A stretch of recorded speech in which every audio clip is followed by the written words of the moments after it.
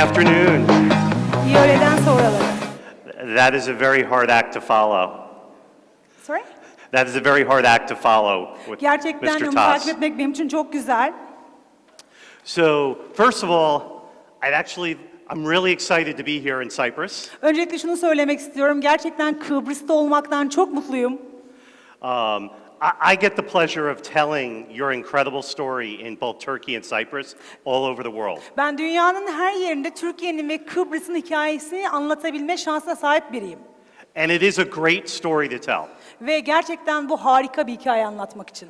I can tell you that you all are a great inspiration to every country that's involved with Coldwell Banker. Size şunu söylemeliyim ki Coldwell Banker bünyesindeki her ülke için gerçekten siz bir ilham kaynağısınız. And I realize that's not easy all the time. Ve bunun farkındayım ki gerçekten bunu yapmak çok kolay değil. So thank you, and I think you deserve a round of applause. Ve çok teşekkür ederim ve herkes burada bir teşekkür hak ediyor. Ve bir alkış hak ediyor. So about 2 years ago in our journey, Go ahead. we came up with the idea that we serve agents. 2 sene önceki yeni bir yolculuğa başladık biz. Biz gayrimenkul danışmanlarına yol gösterici olduk. That agents were really the key to our success. Çünkü gayrimenkul danışmanları bizim başarımızın anahtarları. So around the globe, all of our countries are focused on bringing on more productive agents. Ve Coldwell Banker'ın dünya üzerindeki tüm operasyonlarının hedefi şu anda daha fazla üretken danışman recruit etmek bünyemize. So how do we do this? Peki bunu nasıl yaparız? The big one we have is a great brand. Çünkü bizim elimizde olan şey harika bir marka öncelikle. 110 years of planning for Coldwell Banker is not 110 by mistake. yıllık bir tarihi, bir geçmişi olan, bir başarı hikayesi olan And especially here in Turkey and Cyprus, the level of training that we have is really second to none. özellikle Türkiye ve Kıbrıs'taki eğitim seviyesi ve bizim burada sunmuş olduğumuz eğitimler gerçekten ortalamanın çok üzerinde kalite olarak. And our marketing, especially in social for Turkey and Cyprus, is incredible. Türkiye'nin yapmış olduğu pazarlama faaliyetleri özellikle sosyal medyada Türkiye ve Kıbrıs'ınki gerçekten harika. But I would say most importantly, the people in this room and their expertise and guidance is probably what makes the biggest difference. Ama şunu söylemem gerekiyor ki tüm bunların yanında asıl en önemli olan burada bulunan kişilerin gayrimenkul danışmanlarına ya da sektöre yapmış oldukları liderlik, onlara yol göstermeleri ve kılavuz olmaları. So I encourage you to continue to share that with your agents, but have more agents. Ve sizin bu tecrübelerinizi gayrimenkul danışmanlarınızla, yeni gayrimenkul danışmanlarıyla da mutlaka paylaşmanızı istiyorum. So, I won't go around the room, but I'm going to ask you to think for yourselves. Ben burada aşağı inip size soru sormayacağım ama şunu düşünmenizi istiyorum. How many people really have recruiting goals for agents that they know in their head today? Buradaki kişilerin kaç tanesinin bir recruiting hedefi var? Şu kadar gayrimenkul danışman alacağım şeklinde. All too good. Or we got one. Orada bir tane var. But all too often we don't have a recruiting goal. Ancak çoğu ofisin ya da broker'ın böyle bir hedefi yok. We know how many calls, how many people we need to speak Kaç tane to, arama yapacağız biliyoruz. Kaç tane portföy alacağız biliyoruz. how to make a sale. Nasıl satış yapılır, kaç tane satış yapılacak biliyoruz. We need to apply that same type of logic to recruiting agents. Oradaki mantığı kesinlikle gayrimenkul danışmanı recruit etmeye de adapte etmeliyiz. And if you're not sure what that is, work with your operations people here in Turkey and Ve Cyprus. bunu nasıl organize edeceğinizi bilmiyorsanız şayet lütfen buradaki operasyondaki sahadaki kişilerden destek alın. Coldwell Banker Türkiye, Kıbrıs'tan destek alın. So, but when you're looking and you have this goal for agents, we just don't want to pick just anybody.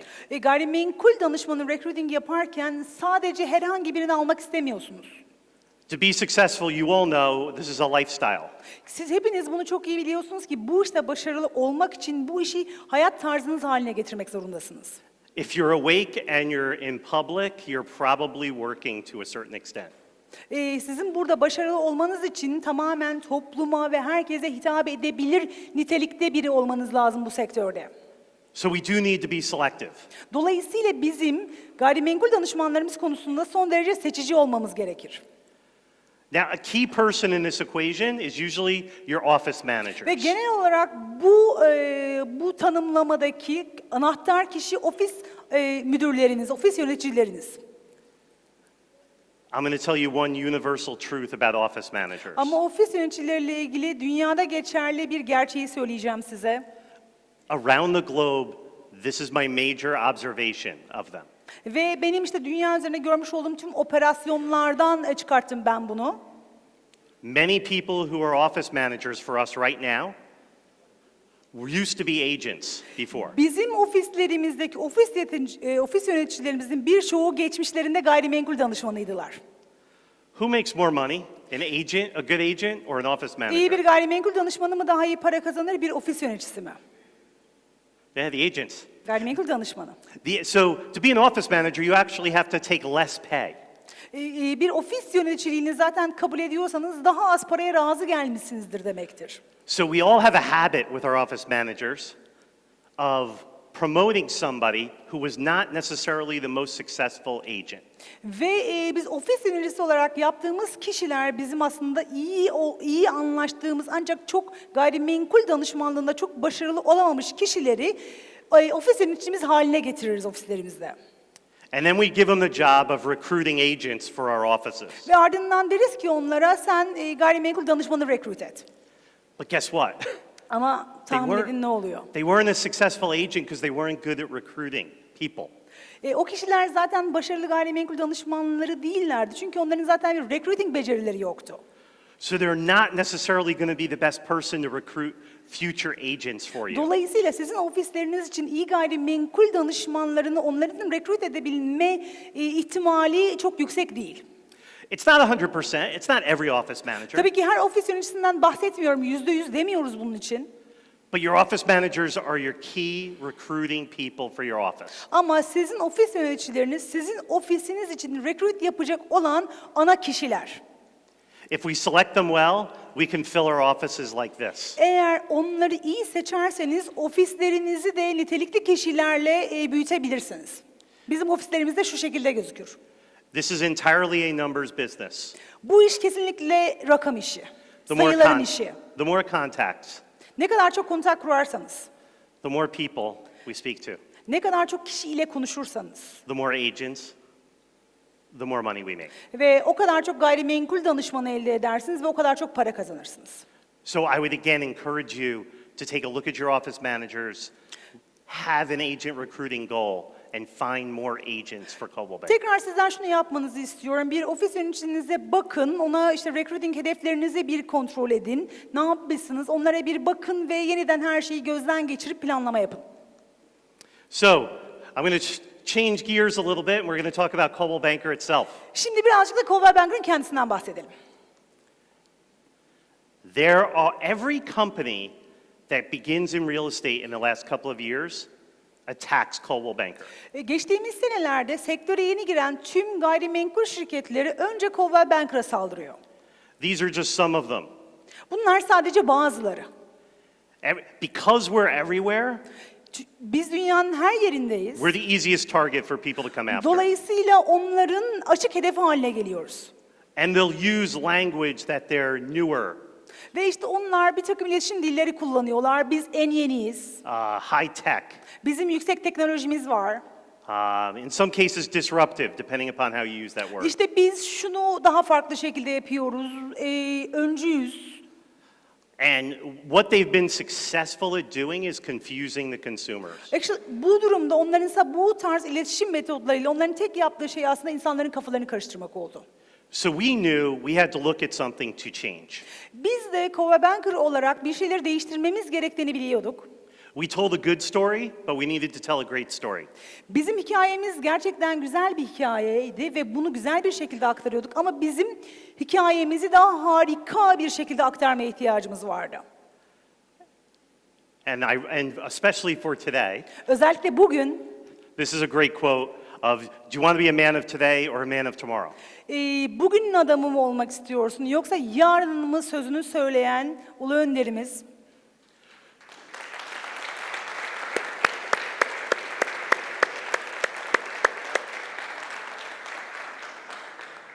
For the last 2 years, we have been plotting your tomorrow. Son 2 senedir biz yarınlara hazırlanıyorduk. We took a look at history, Bir geçmişe bakalım. and we asked consumers what they really thought about real estate agents and our role in their home buying. Ve müşterilere, tüketicilere bir gayrimenkul danışmanının rolü nedir diye sorduk. So, industry standard in 2013, 2013 senesinin 60% endüstri standartları 60% of them wanted us to help them understand the process. müşterilerin %60'ı satın alma sürecini anlamam konusunda bana yardımcı olmaları dedi. And 97% wanted us to be honest. Ve %97'si dürüstlük istedi. Guess what? Bakın ne oldu sonra? In 2019, 2019 senesinde the numbers didn't change. rakamlar değişmedi. So consumers, as much as companies try to disrupt the business, what they think stays the same. Çok büyük değişiklikler yapılmak istense bile sektörde aslında müşterinin istediği şey hep aynı. So, they're looking for a trusted leader in the industry. Onlar sektörde güvenilir bir lider arıyorlar kendilerine. And I'm going to tell you 110 years of history Ve make us, 110 yıllık hikayemiz, 110 yıllık geçmişimizde size şunu söyleyebilirim. make us their trusted leader. İşte bu 110 yıllık geçmişimiz bizi güvenilir lider kıldı. But for some reason, we weren't telling our story in the best way. Ama bazı nedenlerden dolayı biz o harika hikayemizi çok güzel bir şekilde aktaramıyorduk. And we looked at a lot of different things, but the reality was it came down to what our look was.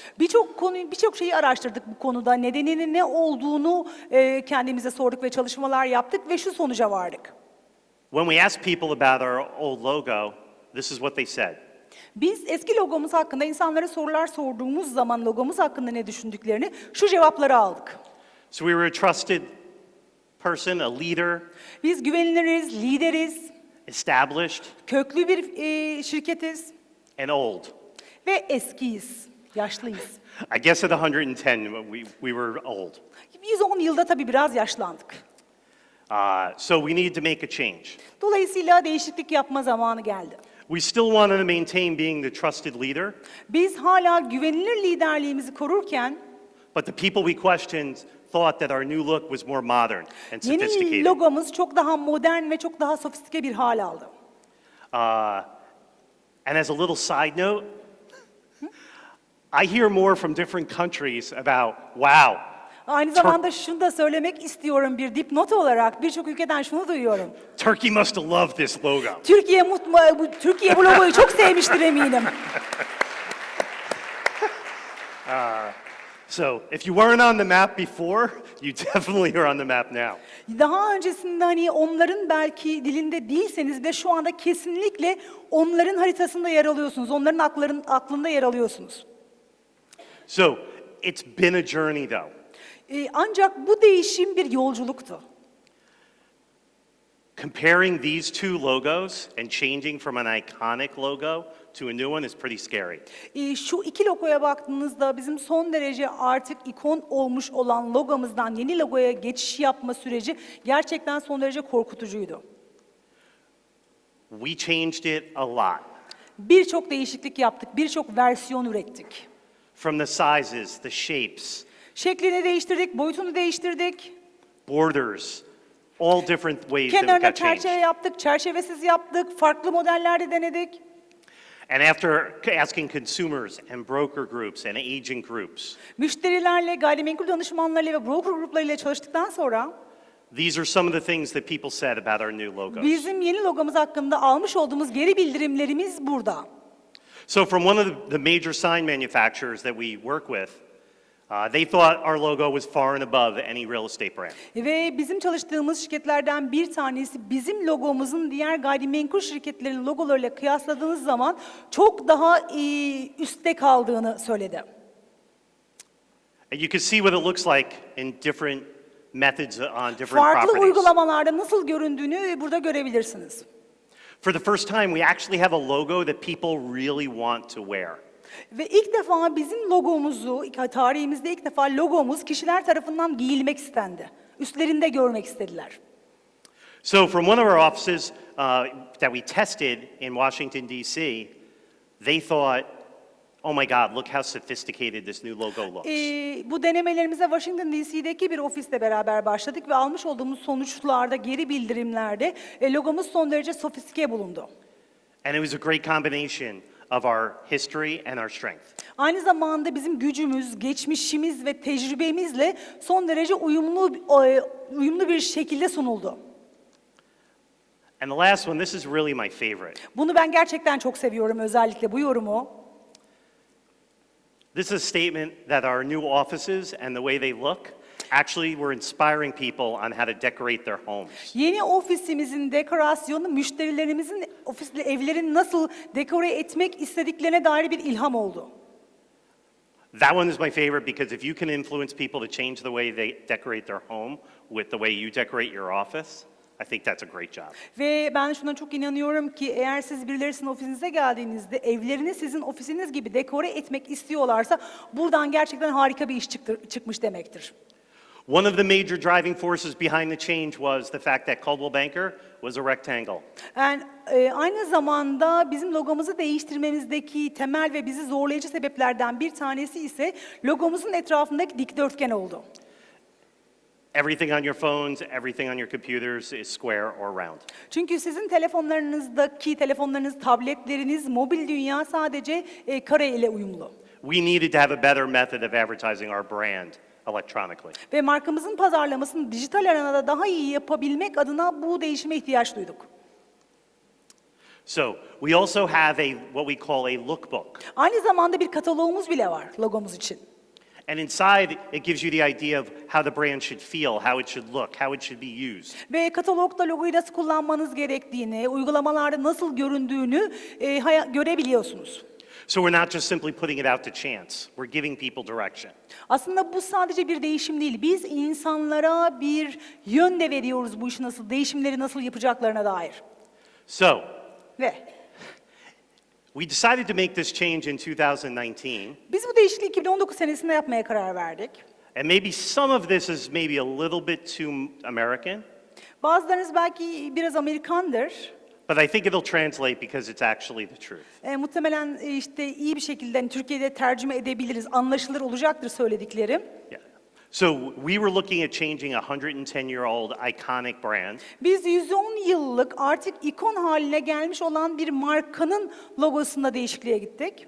And at the same time, the largest grossing movie in history Aynı zamanda dünyanın en çok izlenen, en büyük film serisi. came out in 2019 also. Aynı zamanda 2019 senesinde de yeni filmleri vardı. And if it wasn't hard enough to make a movie, this movie was the culmination of 21 other movies. Ve bu 2019 senesinde piyasaya sürmüş oldukları film, işte geçmişte yapmış oldukları filmlerden alıntılarla üretilmişti. So 21 movies over 10 years all culminated in 2019. Ve o marka 10 senede 21 tane film yaptı. It was so big it had to be told in two parts. Ve işte o en son yaptıkları film o kadar uzundu ki ikiye bölmek zorunda kaldılar. So I'll give you a quick look at what that movie looks Size like. göstereyim videoda. So.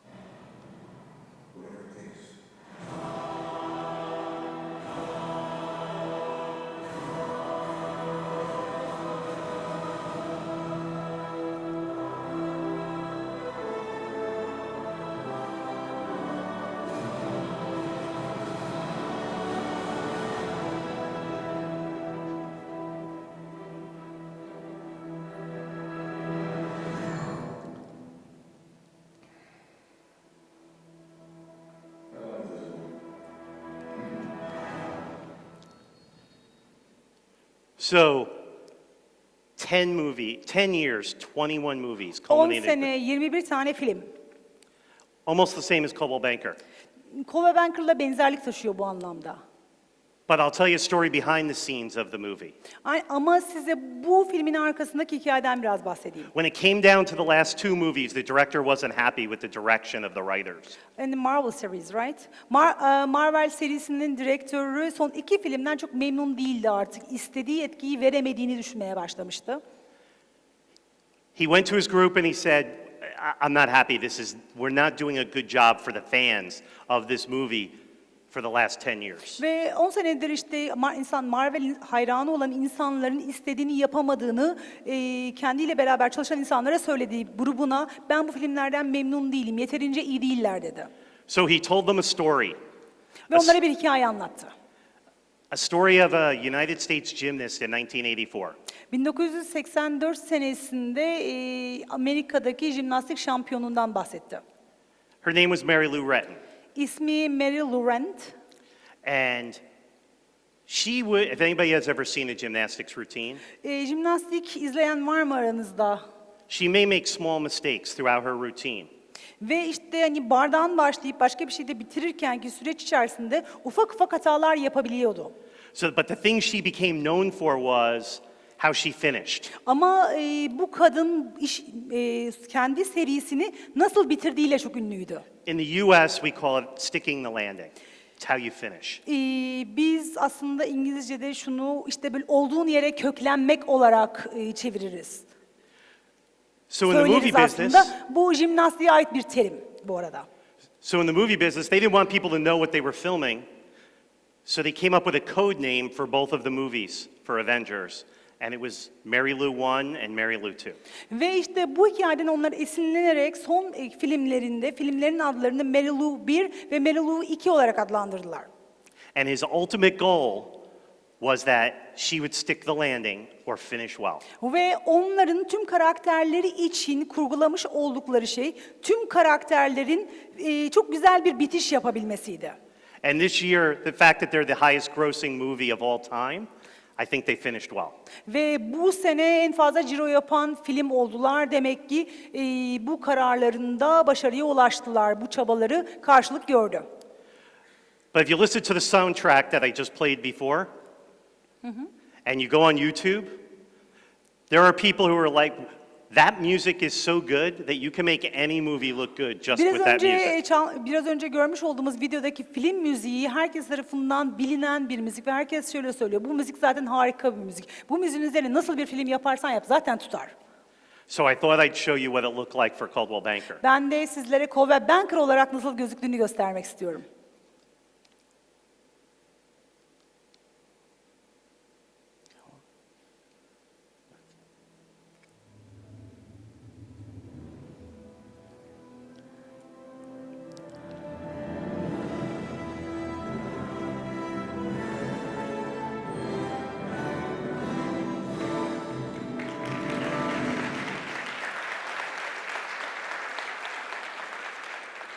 So I'd encourage you to leave your mark in Coldwell Banker. Ve hepinizden izinizi bırakmanızı istiyorum.